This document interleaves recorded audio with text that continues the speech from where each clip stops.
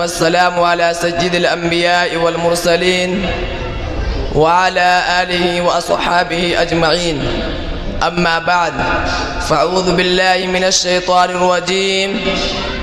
بسم الله الرحمن الرحيم. يا أيها الذين آمنوا لا تتبعوا خطوات الشيطان ومن يتبع خطوات الشيطان فإنه يأمر بالفحشاء والمنكر. صدق اللہ العظیم. زباں پر حق ہے مگر دل میں خوف پلتا ہے. زباں پر حق ہے مگر دل میں خوف پلتا ہے، اس لیے تو اس معیار شمار ہوتا ہے.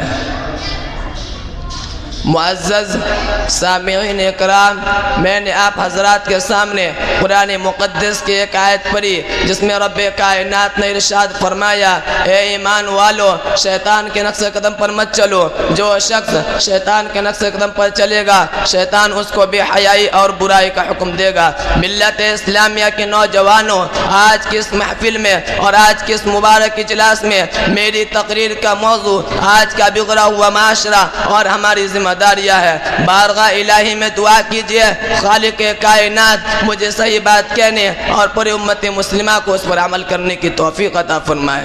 نوجوان دوستو، آج کے اس نازک دور میں ہمارا معاشرہ اور سماج کن کن خرابیوں سے دوچار ہے، اس کے اسباب و وجوہات کیا ہے، ان سے مقابلہ اور دفاع کی کیا تدابیر ہے، آئیں ان کو اس مختصر وقت میں بیان کرنا اور ان پر تفصیلی روشنی ڈالنا دشواری ہی نہیں بلکہ ناممکن سا معلوم ہوتا ہے.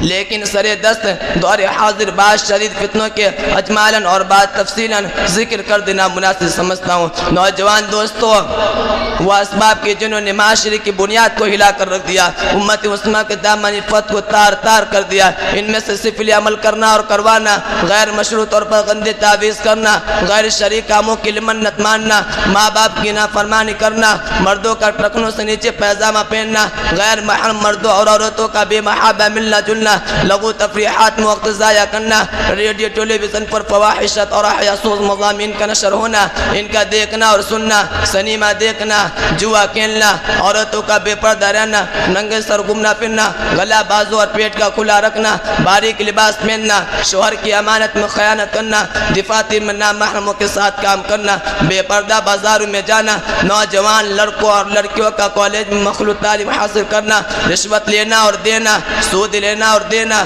غیبت کرنا یا سننا، تصاویر کا رکھنا اور دیواروں پر لگانا، شوقیہ کتا پالنا، تقریبی شادی میں روپے پیسے کے لیے نماز کے لیے خرچ کرنا، الغرض بہت سی خرابیاں ہیں جو ہمارے معاشرے میں جاری و ساری ہے. حضرات، یہ بھیانک بیماریاں ہیں جن کا تذکرہ اجمالی طور پہ میں نے آپ کے سامنے رکھا تو علم نہ جاتے ہوئے بعض شدید فتنوں کا اجمالاً اور بعض تفصیلاً ذکر کر دینا مناسب سمجھتا ہوں.